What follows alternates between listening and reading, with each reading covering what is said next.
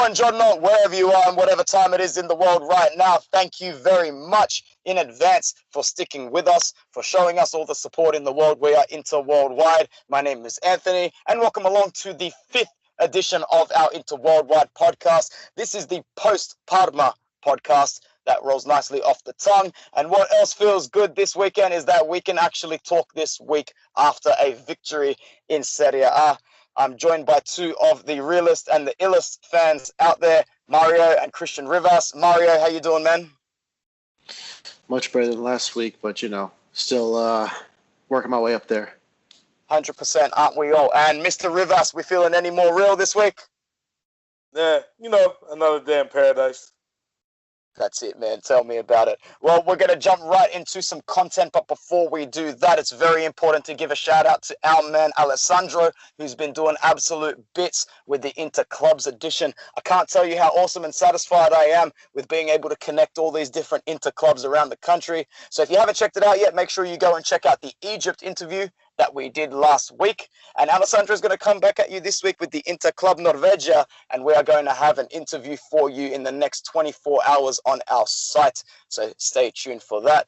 All right, ragazzi, let's jump right into it. Parma, I'm going to start, and I'm going to be really brief. I went into this match, for anybody who watched my match day review or the match day reactions to the events. If you haven't, check it out on our YouTube channel. I was very pessimistic going into this match, and what happens when I get to this point of pessimism, I completely eradicate myself of any emotion.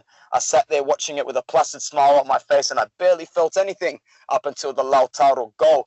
Lautaro Martinez was on the pitch for about 100 seconds. I wasn't counting. It couldn't have been longer than that. It was literally his first involvement of the match, and that was not an easy finish at all. An off-balance shot, not much of a goal to work with. Defender pushing him off the shoulder.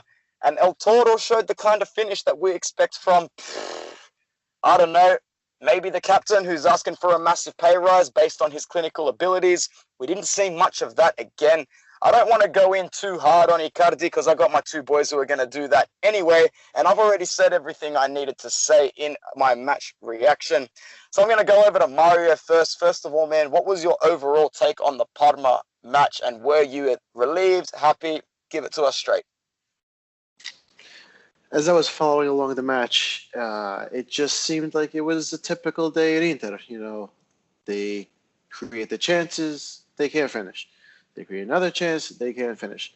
The ball gets stuck in the midfield, and they go into attack and third a little bit, but still at the end it's nothing, especially against these smaller defensive teams.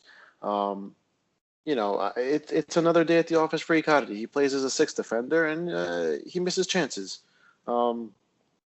Until something changes, you can't really expect anything else from that. It was good to see people like Brozovic and Nainggolan, finding better form than normal. And of course, Martinez coming on as a sub to just as a breath of fresh air, comes on, scores in his first chance, and he does what Icardi is supposed to do. It's almost comical at this point. Yeah, look, everything you've said is pretty much true. Christian, over to you. Any differing opinions, or we're pretty much all in the same boat regarding El Toro, Icardi? Mario pretty much hit it on the nail on the head, Toro came in, his first touch, what did he do? Scored. He found a way to find himself space. His touch is pure class, something that Mauro was lacking all last game. I don't know what it is, but his touch has been off. His passing hasn't been that great. His shooting has been off. He had 3 shots, 2 off target, and 1 blocked by a defender. We need to figure something out. Yeah, absolutely. In terms of where we think this takes us, obviously the win comes at a time that was very important because we're about to be backed up to the shithouse with fixtures. Not only does European football return this week, but just to refresh anyone's memory who's completely not with it, we don't play Champions League football at the moment. We are in the Europa League round of 32. This is going to come quite difficult as the fixtures are pushed back generally another 24 hours. So going back to the Parma match, Mario, how important was this win mentally and psychologically for the ragazzi, at the very least in terms of just kicking on and getting the required points in the league before the end of the season? At this point in the season, just every point counts, especially against the smaller teams. I can't stress it. We dropped most of our points in the season against, the Parmas, the Sassuolos, the who is it, the Beneventos, those stupid little teams that they just kind of hope to steal a point, and they do, and sometimes they exceed and they even beat us. But this was the first win in I don't even know how long. I couldn't tell you, but it's really important for the team to just build off of this. Whether Icardi's going through some nonsense with his contract, or Lautaro's not playing because of this or that or whatever, it doesn't even matter because it just has to get better. The play style, it doesn't seem to be changing as much as we want it to. So I guess we could just sit back and, hope and pray at this point. We have big matches coming up in the Europa League. Yeah, and Christian, heading back over to you, in terms of getting those 3 points in order to boost the morale and the mentality, do you think that Ragazzi can dig deep and find some of the form that we had at the start of the season and, just embrace our confidence and work with the talent that we've got? Or do you think that the club's a little bit beyond that at the moment? Honestly, I think it's possible. Nothing's impossible. We have Poyetano coming back from his 2-game suspension. Nainggolan's starting to finally look like the player we've all expected. Brozovic, he's still there being clutch. The thing is finding that extra midfielder to help those two guys out. It's been a long problem whether we're missing an attacking midfielder or box-to-box. Gagliardini's not turning out to who we expected him to be. Vecino, even though he had a pretty decent game last game in terms of passing and finding space, he's still not that player we can depend on. So, with these next run of games in Serie A, we got Milan coming up and we got a bunch of other big games. It's going to be tough. We gotta bite down and get to work. Absolutely. It's going to be incredibly tough. In terms of standout performers in the Parma match, I mentioned this myself. It was really important and refreshing to see not only Raja Nainggolan, but Ivan Perisic step it up to that kind of level as well. Let's get one thing straight. If Mauro Icardi isn't bringing us the goals and bringing us the points, it has to come from an extent from one of those other 2 players. When you talk about the world-class category or the world-class, in terms of the potential that the players have, Nainggolan and Perisic are still our top-tier players, even if they don't perform like it on the most consistent basis. Mario, how important was it for Raja Nainggolan to have that kind of performance for us? Nainggolan could be a game changer if we get him to where he needs to be. You saw what he did with Roma, and in even his comments from this week, he said he wasn't playing at 100%, which, it's a problem if this far into the season he can't seem to get fit, and he wasn't even in the World Cup, so it's just little things like that kind of just deteriorate the mentality that we should be setting for if we want to do better. People like Perisic also, they have to be consistently top notch. If Perisic is still tired after the World Cup, which was over the summer, and then he had the Christmas break. It's not like it takes a year to recover from a few games. I don't know. I think it's more of a mentality thing than anything. If Icardi isn't doing it, someone has to, and we have more than at least 2 or 3 people capable of putting these chances away. Now that we have Lautaro Martinez. Perisic, if he could find it. Nainggolan can hit a few from deep. Even Candreva, before we signed him, he was a potential goal scorer. He could have put up 10 goals this season if he wanted to. But the way the system is, it's Icardi or nothing. Yeah, absolutely. And you never know what Ivan's motives are. He could be doing it for himself. He could have just realized at the end of the January Mercato, holy shit, I'm looking to break out of this club. Other clubs need to see me perform. To be honest, I've kind of emotionally detached myself from Ivan Perisic. I appreciate his ability and what he's brought to the club, but based on the news that we received throughout the January Mercato, I've kind of got it in my head that he's looking for a new adventure. So as long as he keeps putting in these good performances for us, I'm pretty prepared to cut ties with him peacefully at the end of the season. Christian, when it comes to Ivan Perisic, do you think maybe he's working more for himself? Do you think he genuinely loves the club? And do you think there's any way back in terms of a new contract or staying at Inter? Or are the next few months the last that we see of Ivan Perisic in Nerazzurro? Listen, as much as I love Perisic, it's good seeing him finally start to play better. The last 2 games I've been saying it, he seems like he's the only player that was fighting besides Nainggolan. He's been fighting. He wants the ball. He wants to take players on. But again, going back to what you said, it's the system that we're in. It seems like Luciano is telling him, cross the ball to Icardi, cross the ball to Icardi. That's what we need to do. And it's not just him. It's our other wingers as well.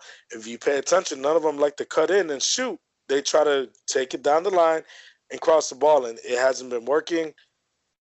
We need these players, especially the Perisic and the Naingolans, to step up and start shooting more because Icardi's not getting it done. I personally hope that Perisic stays, but in the same sense, if he leaves, he leaves. There's always been a lot of rumors about how Perisic and Icardi don't get along, and maybe it's true.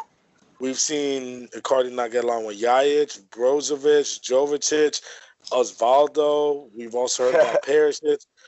The list is there. Now, as a player, if you don't get along with somebody, I get it. It's a job. You got to do your job. But if I don't like him, why am I going to want to be around him, especially when he keeps fishing for contracts? And the thing that really irritated me about this game was we'd cross the ball, and then one thing everybody would complain about Handanovic not jumping, but you wouldn't see Icardi jump for the ball. He wouldn't attack the crosses. There was one that was very playable that Perisic crossed to him, and he could have jumped for the header, but he just watched it go over his head. It was in range. And it's you see these players trying, and then the man in the middle, the one who we're depending on to score, the one that wants 10 million euros, isn't even trying. Yeah.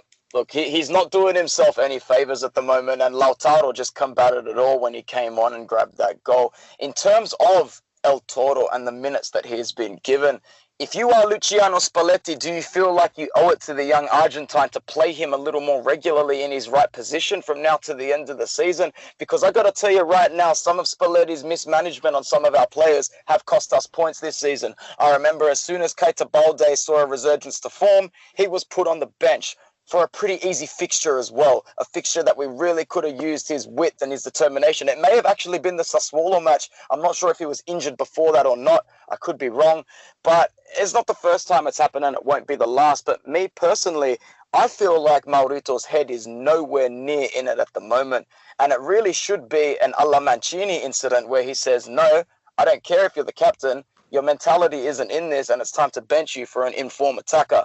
Mario, what would you do if you were in charge at the moment? I mean, I got a stat the other day that says in 1,670 minutes in Serie A, Icardi has scored 9 goals. Lautaro Martinez has played 600 minutes and scored 4 goals.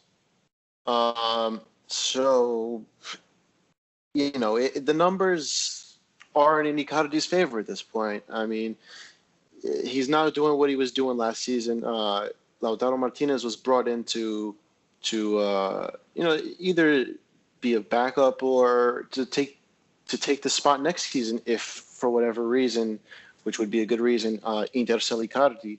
But if you look at what Milan did with Lucas Paqueta, they threw him right on into the first team, and they're a new team now, and he's just been doing great. Martinez, you throw him in, he changes the game. All right, maybe you start him 1 or 2 games. He's not the most prolific player on the field, but he has to get minutes in order to do something. If you put him 90 minutes and say, oh, he didn't do anything, I'm never playing him again, yeah, you're going to look at Gabigol 2.0 over here. You're going to have another situation where you buy this high prospect, you don't play him because he has a couple shit performances, and then it's garbage. You sell him off to some stupid team for 3 million euros, and then he goes and scores goals over there. It's almost like you can see the future, man. Good for you. We're going to move ahead to talking a little bit more about the domestic league at the moment, and we touched a little bit about this in our in the last podcast. I remember I was talking to Ian, and at the start of the season, I think a couple of our poorer performances could be forgiven because we did grab that late goal and we were able to look over our shoulders and see the gulf, the 7-point gap between us and Lazio, the 9-point gap at one stage between us and Milan, the 8-point gap at one stage between us and Roma, the 10-point gap at one stage between us and Atalanta. I'm not even going to pull up my table right now. I know what the table looks like, and I know my two boys know what the table looks like, and I hope all you ragazzi at home know what the table looks like, because it's filled with anxiety at the moment. We may have got 3 points this weekend. Guess what? So did everybody else. Everybody else is on our tail from Lazio, Atalanta, Roma, Milan. Let's focus a little bit on Milan for a second. I don't like to talk about our noisy neighbours too often, but at the end of the day, you need to big up what deserves to be big upped. And they have made some pretty ballsy decisions since getting Leonardo in and Maldini in to pull some of the strings. Paqueta looks like the missing link between their defence and the attack. And not only does he play that attacking midfielder role very well, he's also dropping a little bit deeper to collect the ball and start the play. Piatek already looks like he's worth his money. And to be honest, he looks like he's going to have a long and prosperous career at Milan at the moment. I'll start off with Christian. Your thoughts on our noisy neighbours? We're looking over our shoulder, a 5-point gap, or is it 6? I can't remember. Christian, talk to us about Milan. Are you a little bit scared that they're starting to find their rhythm and their rhythm will soon be too much for us? Well, honestly, I'm jealous of Piatek. I'm not gonna lie. You know, I always thought that kid was gonna be something at the beginning of the season. He's dirty. You know, He's killing it. in the terms of Milan, I don't know if you remember, Mario, but at the beginning of the season, I said the top 4 will finish like this: Juve, Napoli, Inter, Milan. You know, I've said it before. Milan's got a team. They're building on it. In January, they went and they found the missing link, and now they're clicking. Personally, do I think they're better than us? No. Do I think that they can be? Yeah, it's possible. As we see, we're in a crisis mode while Milan's surging. Do I think they'll pass us? No, I don't think they'll pass us. But I think they're in a better situation than we are right now, regardless of their ownership issues and their financial, settings. As a team, they're sitting in 4th place right now in Champions League where they want to be. They just got 2 really good prospects, and they integrated them perfectly. That's a problem we've had at Inter. What they've done is that they've identified 2 very good prospects, 2 prospects that fit into the rebuilding phase that they are looking at, and they've integrated it well in order to develop an identity. And that's what this Milan team now has. They have an identity where they didn't before. Whereas Inter, who seemed like they had an identity at the start of the season, after the first 2 mishaps, we went on the 7 straight wins in Serie A. We were 6 points from 6 in the Champions League. We looked like we were kicking. Now it looks like we've switched roles with our noisy neighbours in terms of mentality and identity. Mario, as you look over your shoulder at the moment, bro, who scares you the most? Are you echoing Christian's thoughts with Milan? Do you see Roma hanging around that zone? Hell, man, even Lazio occupied 4th position for about an hour on the weekend. It's a bit topsy-turvy, mate. I think Milan right now are the front runners just because they have just the results and they have this fresh new start to them, that seems. Roma is right behind them as well. They haven't lost a game in their last 6, I'm seeing right now. Probably even more. And Atalanta they're just a fun team to watch. And they're going to cause problems. We play them in a few weeks, and that's a game I'm really looking forward to watching. But those 3 teams right now are scaring the shit out of me.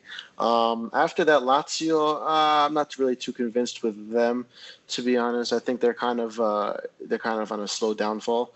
But Milan, I really like what I see from them. I hate to admit it, but I'd rather see a good Milan challenging us than a shitty Milan, kind of just hanging in there with us and potentially beating us, because then it's not even heartbreaking, it's just depressing at that point, because Milan sucked and then here they are just hanging with us, and we're 1st place, 2nd place, we're putting strings of wins together, then the shitty Milan comes and kicks the shit out of us. So I'd rather good Milan challenges. It's good for Serie A. It's good for Champions League. It's good for Italy in general to have a team like Milan back on their feet. Absolutely, man. Absolutely. I would have to agree 100%.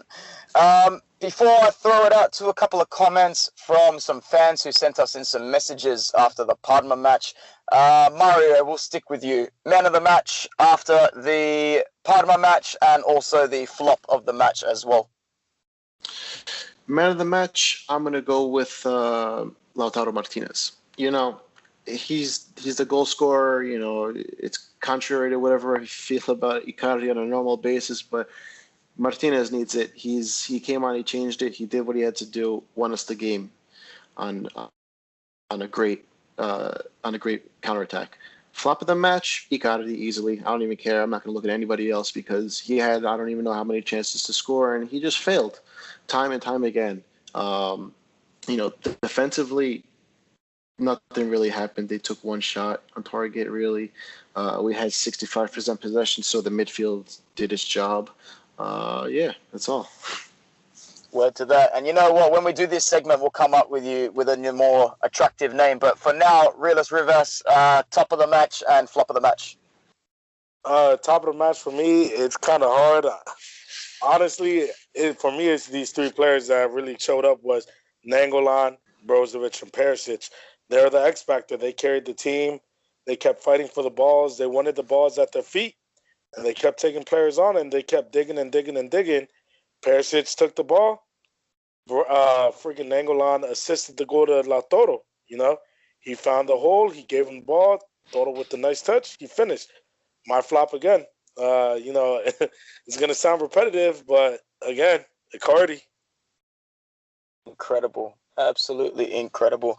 I would have to say that Radja Nainggolan is definitely my man of the match. To see a midfielder for us pick up the ball so aggressively in midfield and just have one direction and one direction only, and that's forward, ridiculously, vigorously forward. It was so refreshing to see. Parma, not the strongest midfield team, and you saw the gaping holes that they left for us. Holes that players that we have like Vecino, Gagliardini, Borja Valero would not have been able to penetrate if they tried. And there you have Radja Nainggolan still claiming that he's only at about 65-70% fitness, turning in performances like that. So grazie, El Ninja. Thank you for returning. Stick around, brother, because we need you. Flop of the match. Yeah, it's Icardi. Definitely for me too. Far out, man. I hope that all of this negativity around him just sparks the fire and just causes him to score a double and a hat trick sometime soon because he needs it more than anybody.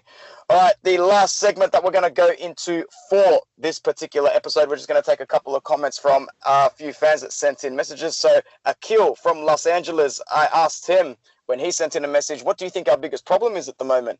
And he says the struggle. I think our build-up play is far too predictable. We have been heavily relying on wingers to cross the ball in. Not only that, but the speed of our build-up is far too slow and far too predictable. We keep the ball way too much in the back half of the pitch. And even if the defense isn't ready, they then become ready for us. That's a fantastic comment, Akil. Christian, do you care to comment on Akil's comment itself about how our build-up play is so slow and how just nothing comes to generates from it? Well, this goes back to what we've said. You know, it's the system we're playing in. You know, it's exactly what he said. It's spot on. We're too slow. All we do is cross to the man in the middle. You don't see too much direction coming down the midfield. Is somebody trying to look for a pass? What do? We look for the wings, and the wingers across it, and then they head it out where the keeper gets it. Yeah, absolutely. And our second comment comes in from Jonathan from Berlin. He says, fantastic to finally get the win ahead, but I'm nervous about the Europa League. Do you guys think that we are going to crash and burn against Rapid? Man, for anyone listening, we're going to be back at you in about 2 days' time with a full-blown Rapid preview with the two gentlemen I'm with now. But Mario, before we do that, do you just want to comment on Jonathan's statement? Are you a little bit nervous about the Rapid fixture, mate? The only thing I'm really nervous about is that Spalletti doesn't take this serious. I feel like at this point in this season, or at this point in our, whatever's going on, we have to be able to compete for anything. I'd rather see us try to win a Europa League trophy than to just go around, screw around for a couple of games and you go home. Yeah, absolutely. I would have to agree as well. All right, that's all we're going to have time for tonight. Whoa. Hold up. Sorry. One quick comment. Yeah, It would be yeah. an Inter thing to do to crash out against Rapid Vienna. Let's just be 100%. Remember Karabakh? Y'all remember that? So Dude, it would I be don't an want to talk Inter about thing to do. Southampton. Oh, bro. You're giving me really bad flashbacks, man. I'm just saying it would be an Inter thing to do to crash out against them. That's all I would be want to say. Inter. Walter Pazzari all over again, boys. Oh All my over God. again. Dude, Those boys, were the days. keep those thoughts hot on your head because I'll speak to you both again in a couple of days where we'll bring the next edition for our fans. So, Mario, brother, thanks for coming on, man. Thanks. It's always a pleasure. Always. And Christian, the realist, stay real, bro. Yeah, you know, I'll try. My man. All right, thanks a lot to everyone. As always, Forza Inter and Forza Inter worldwide. Ciao.